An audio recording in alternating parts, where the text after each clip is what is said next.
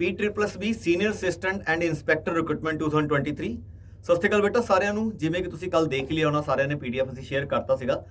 ਜਿਹੜਾ 2015 ਚ ਪੰਜਾਬ MC ਦਾ ਜਿਹੜਾ ਇੱਕ ਪੇਪਰ ਕੈਂਸਲ ਹੋਇਆ ਸੀਗਾ ਮਿਊਨਿਸਪਲ ਕਾਰਪੋਰੇਸ਼ਨ ਦਾ ਤੇ ਮਿਊਨਿਸਪਲ ਕਾਉਂਸਲ ਦਾ, ਉਹ ਪੋਸਟਾਂ ਇਹਨਾਂ ਨੇ ਦੌਰ ਤੋਂ ਕੱਢਤੀਆਂ ਹੈਗੀਆਂ। ਸੀਨੀਅਰ ਅਸਿਸਟੈਂਟ ਕਮ ਇੰਸਪੈਕਟਰ ਕਹਿ ਰਹੇ ਇਹਨੂੰ, ਮਿਊਨਿਸਪਲ ਕਾਰਪੋਰੇਸ਼ਨ ਚ ਵੀ ਹੈਗੀਆਂ ਤੇ ਮਿਊਨਿਸਪਲ ਕਾਉਂਸਲ ਚ ਵੀ ਹੈਗੀਆਂ।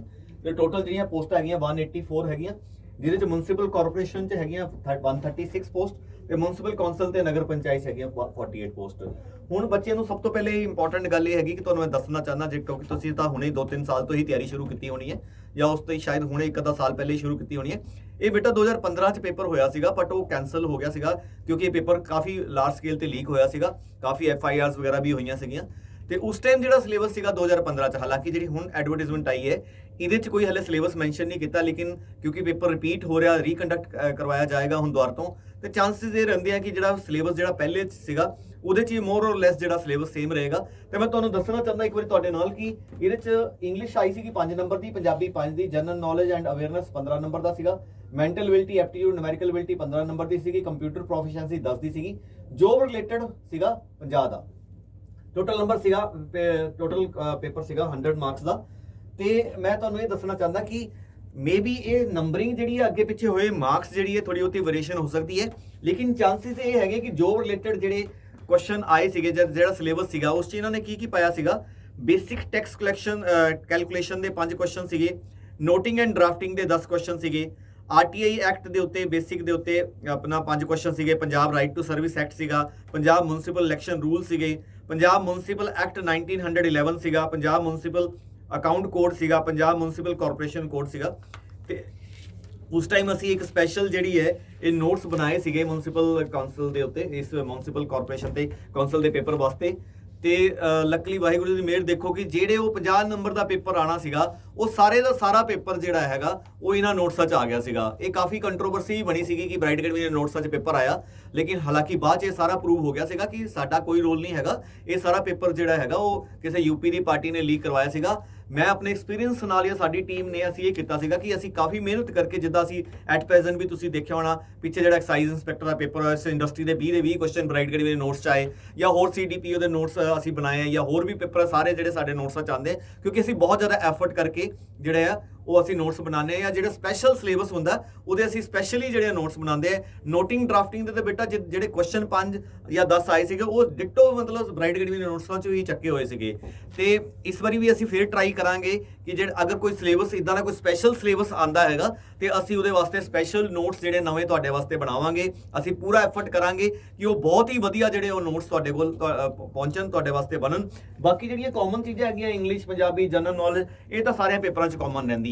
ਹੁਣ ਅਸੀਂ ਗੱਲ ਕਰੀਏ ਕਿ ਜਿਹੜੀਆਂ ਜਿਨ੍ਹਾਂ ਬੱਚਿਆਂ ਨੇ ਇਹ ਪੇਪਰ ਅਪਲਾਈ ਕਰਨਾ ਹੈ, ਬਾਈ ਚਾਂਸ ਕਿਸੇ ਨੇ 2015 ਚ ਵੀ ਕੀਤਾ ਹੋਇਆ, ਉਹਦੇ ਬਾਰੇ ਚ ਵੀ ਗੱਲ ਦੱਸਦਾ ਹੈ। ਫਿਲਹਾਲ ਬੇਟਾ ਜਿਹੜੀ P+B ਦੀ ਵੈਬਸਾਈਟ ਤੇ ਜਾ ਕੇ 29/9 ਇਹਦੀ ਲਾਸਟ ਡੇਟ ਹੈਗੀ ਹੈ, ਠੀਕ ਹੈ ਜੀ। 6/9 ਤੋਂ ਇਹ ਜਿਹੜਾ ਆਨਲਾਈਨ ਅਪਲਾਈ ਸਟਾਰਟ ਹੋਏਗਾ, 5/10 ਜਿਹੜੀ ਇਹਦੀ ਲਾਸਟ ਡੇਟ ਟੂ ਪੇ ਫੀ ਹੈਗੀ ਹੈ। ਤੇ ਸੀਨੀਅਰ ਅਸਿਸਟੈਂਟ ਜਿਹੜੀ 136 ਪੋਸਟ ਹੈਗੀਆਂ, ਉਸ 'ਚ ਜਨਰਲ ਦੀਆਂ 155 ਹੈਗੀਆਂ, ਵੂਮਨ ਦੀਆਂ 17 ਹੈ, ਉਹਦੇ 'ਚ SC MB ਦੀਆਂ 14 ਹੈ, SC RO ਦੀਆਂ 13 ਹੈ, BC ਦੀਆਂ 13 ਹੈਗੀਆਂ, ਐਕਸ ਸਰਵਿਸਮੈਨ ਜਨਰਲ ਦੀਆਂ 10 ਹੈਗੀਆਂ, ਤੇ ਇਕਨੋਮਿਕਲ ਵੀਕਲ ਸੈਕਸ਼ਨ ਦੀਆਂ 14 ਹੈਗੀਆਂ। ਇਹ 136 ਪੋਸਟ ਜਿਹੜੀਆਂ ਹੈਗੀਆਂ ਮਿਊਨਿਸਪਲ ਕਾਰਪੋਰੇਸ਼ਨ 'ਚ ਹੈਗੀਆਂ, ਤੇ ਜਿਹੜੀ ਮਿਊਨਿਸਪਲ ਕਾਉਂਸਲ ਤੇ ਨਗਰ ਪੰਚਾਇਤ ਹੈਗੀਆਂ ਉਹ ਟੋਟਲ 48 ਪੋਸਟ ਹੈਗੀਆਂ, ਜਿਸ 'ਚ ਜਨਰਲ ਦੀਆਂ 19 ਹੈਗੀਆਂ, ਆਊਟ ਆਫ ਵਿੱਚ ਗਰਲਸ ਵਾਸਤੇ 6 ਹੈਗੀਆਂ, SC MB ਦੀਆਂ 5 ਹੈਗੀਆਂ, SC RO ਦੀਆਂ 5 ਹੈਗੀਆਂ, BC ਦੀ ਜਿਹੜੀਆਂ ਹੈਗੀਆਂ 4 ਹੈਗੀਆਂ, ਤੇ ਆਪਣਾ ਇਕਨੋਮਿਕਲੀ ਵੀਕਰ ਸੈਕਸ਼ਨ ਵਾਸਤੇ 4 ਹੈਗੀਆਂ। ਟੋਟਲ 48 ਪੋਸਟ ਹੈਗੀਆਂ।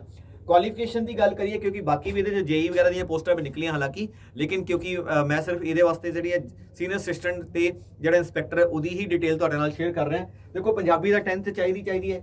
ਸੀਨੀਅਰ ਅਸਿਸਟੈਂਟ ਤੇ ਜਿਹੜੀ ਇੰਸਪੈਕਟਰ ਵਾਸਤੇ ਇਹਨਾਂ ਨੇ ਸਿੰਪਲ ਮੰਗਿਆ ਗ੍ਰੈਜੂਏਟ ਵਿਦ 50% ਮਾਰਕਸ, ਮਤਲਬ ਸਿੰਪਲ ਗ੍ਰੈਜੂਏਟ ਨਹੀਂ ਮੰਗਿਆ, 50% ਮਾਰਕਸ ਨਾਲ ਚਾਹੀਦੇ। ਤੇ ਉਸ ਤੋਂ ਬਾਅਦ ਜਿਹੜਾ ਪੇਪਰ ਤੋਂ ਬਾਅਦ ਕੁਆਲੀਫਾਈ ਕਰਨੀ ਪੈਣੀ ਤੁਹਾਨੂੰ ਪੰਜਾਬੀ ਤੇ ਇੰਗਲਿਸ਼ ਦੀ ਟਾਈਪਿੰਗ ਸਪੀਡ ਜਿਹਦੀ 30 ਵਰਡਸ ਪਰ ਸਪੀਡ ਜਿਹੜੀ ਹੈ ਆਪਣਾ 30 ਵਰਡਸ ਪਰ ਮਿੰਟ ਜਿਹੜੀ ਸਪੀਡ ਚਾਹੀਦੀ ਹੈ, ਮਤਲਬ ਤੁਹਾਨੂੰ ਪੰਜਾਬੀ ਤੇ ਇੰਗਲਿਸ਼ ਦੀ ਟਾਈਪਿੰਗ ਵੀ ਕਲੀਅਰ ਕਰਨੀ ਪੈਣੀ ਹੈ। ਤੇ ਬਾਕੀ ਜਿਹੜਾ ਕੰਪਿਊਟਰ ਦਾ ਸਰਟੀਫਿਕੇਟ ਜਨਰਲੀ ਜਿਹੜੇ ਪੰਜਾਬ ਦੇ ਪੇਪਰਾਂ 'ਚ ਚੱਲਦਾ ਹੈ 9001 ISO 9001 ਵਾਲਾ, ਮਤਲਬ ਜਿਹੜੇ ਡਿਫਰੈਂਸ ਮੇਨ ਜਿਹੜਾ ਹੈਗਾ ਸਿੰਪਲ ਗ੍ਰੈਜੂਏਟ ਅਪਲਾਈ ਕਰ ਸਕਦੇ, ਲੇਕਿਨ 50% ਜਿਹੜੀ ਹੈ ਉਹ ਇਹਨਾਂ ਨੇ ਕੁਆਲੀਫਿਕੇਸ਼ਨ ਮੰਗੀ ਹੈਗੀ ਹੈ। ਇਸ ਤੋਂ ਇਲਾਵਾ ਜਿਨ੍ਹਾਂ ਨੇ ਪਹਿਲੇ ਅਪਲਾਈ ਕੀਤਾ ਹੋਇਆ ਤੇ ਉਹਨਾਂ ਨੂੰ ਦੁਬਾਰਾ ਤੋਂ ਅਪਲਾਈ ਕਰਨ ਦੀ ਲੋੜ ਨਹੀਂ ਹੈਗੀ, ਮਤਲਬ ਦੁਬਾਰਾ ਤੋਂ ਉਹਨਾਂ ਨੂੰ ਅਪਲਾਈ ਕਰਨਾ ਪੈਣਾ, ਬਟ ਉਹਨਾਂ ਨੂੰ ਜਿਹੜੀ ਫੀਸ ਹੈਗੀ ਆ ਉਹ need not to fee pay again, ਮਤਲਬ ਉਹਨਾਂ ਨੂੰ ਫੀਸ ਦੁਬਾਰਾ ਤੋਂ ਨਹੀਂ ਪੇ ਕਰਨੀ ਪੈਣੀ ਹੈ, ਬਟ ਉਹਨਾਂ ਨੂੰ ਅਪਲਾਈ ਕਰਨਾ ਪੈਣਾ ਹੈ। ਬਟ ਇਹਨਾਂ ਨੇ ਇਹ ਵੀ ਲਿਖਿਆ ਕਿ ਸ਼ਾਇਦ ਅਗਰ ਕੋਈ ਬੱਚੇ ਐਸਾ ਹੈ ਕਿ ਇਸ ਟਾਈਮ ਤੇ ਉਹ ਅਗਰ ਓਵਰ ਏਜ ਹੋ ਗਏ ਹੈ ਤਾਂ ਉਹਨਾਂ ਨੂੰ ਏਜ ਰਿਲੈਕਸੇਸ਼ਨ ਮਿਲ ਜਾਏਗੀ। ਅਗਰ ਉਸ ਟਾਈਮ ਉਹਨਾਂ ਨੇ ਅਪਲਾਈ ਕੀਤਾ ਸੀਗਾ ਬਟ ਐਟ ਪ੍ਰੈਜ਼ੈਂਟ ਉਹ ਓਵਰ ਏਜ ਹੋ ਚੁੱਕੇ ਹੈ ਤਾਂ ਉਹਨਾਂ ਨੂੰ ਏਜ ਦੀ ਰਿਲੈਕਸੇਸ਼ਨ ਮਿਲੇਗੀ,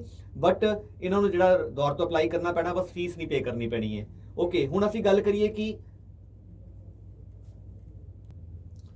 ਆਪਣਾ ਏਜ ਲਿਮਿਟ ਕੀ ਰਹੇਗੀ। 18 ਤੋਂ 37 ਜਿਹੜੀ ਹੈ ਜਨਰਲ ਵਾਸਤੇ ਰਹੇਗੀ, 18 ਤੋਂ 42 ਐਸਸੀ ਬੀਸੀ ਔਰ ਪੰਜਾਬ ਵਾਸਤੇ ਰਹੇਗੀ, 18 ਤੋਂ 47 ਜਿਹੜੀ ਹੈ ਪਰਸਨ ਵਿਦ ਡਿਸੇਬਿਲਿਟੀ ਰਹੇਗੀ। ਬਾਕੀ ਤੁਹਾਡੀ ਕੋਈ ਹੋਰ ਕੈਟਾਗਰੀ ਹੈਗੀ ਤੁਸੀਂ ਡਿਟੇਲ 'ਚ ਜਿਹੜਾ PDF 'ਚ ਜਾ ਕੇ ਦੇਖ ਸਕਦੇ ਹੋ। ਮੈਂ PDF ਤੁਹਾਡੇ ਵਾਸਤੇ ਟੈਲੀਗ੍ਰਾਮ 'ਚ ਸ਼ੇਅਰ ਕਰ ਦਾਂਗਾ।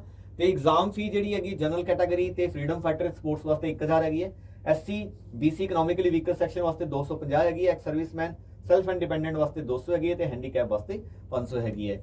ਤੇ ਇਹ ਹੱਲੇ ਫਿਲਹਾਲ ਜਿਹੜਾ ਇਹ ਆਫੀਸ਼ੀਅਲ ਸਿਲੇਬਸ ਨਹੀਂ ਹੈ ਜਿਹੜਾ ਮੈਂ ਤੁਹਾਡੇ ਨਾਲ ਸਟਾਰਟਿੰਗ 'ਚ ਸ਼ੇਅਰ ਕੀਤਾ ਹੈ। ਤੁਸੀਂ ਥੋੜੇ ਦਿਨ ਜਿਹੜੀ ਵੇਟ ਕਰ ਲਓ, ਆਫੀਸ਼ੀਅਲ ਸਿਲੇਬਸ ਆ ਜਾਏਗਾ। ਬਟ ਇਹ ਗੱਲ ਤਾਂ ਪੱਕੀ ਹੈਗੀ ਹੈ ਕਿ math, reasoning, GK, English, computer, Punjab GK, Punjabi grammar, ਇਹ ਸਾਰੀਆਂ ਚੀਜ਼ਾਂ ਤਾਂ ਰਹਿਣੀਆਂ ਹੈਗੀਆਂ। ਹਾਂ, ਉਹ ਸਪੈਸ਼ਲ ਸਿਲੇਬਸ ਹੋਏਗਾ ਨਹੀਂ ਹੋਏਗਾ ਇਹ ਹੱਲੇ ਸ਼ੋਰ ਨਹੀਂ ਹੈ, ਬਟ ਤੁਸੀਂ ਵੇਟ ਕਰ ਲਓ। ਫਿਰ ਵੀ ਤੁਹਾਡੇ ਮਨ 'ਚ ਕੋਈ ਡਾਊਟ ਹੈਗਾ ਤੁਸੀਂ ਕਮੈਂਟ ਸੈਕਸ਼ਨ ਕਮੈਂਟ ਕਰਕੇ ਪੁੱਛ ਸਕਦੇ ਹੋ। So thank you very much, god bless you all.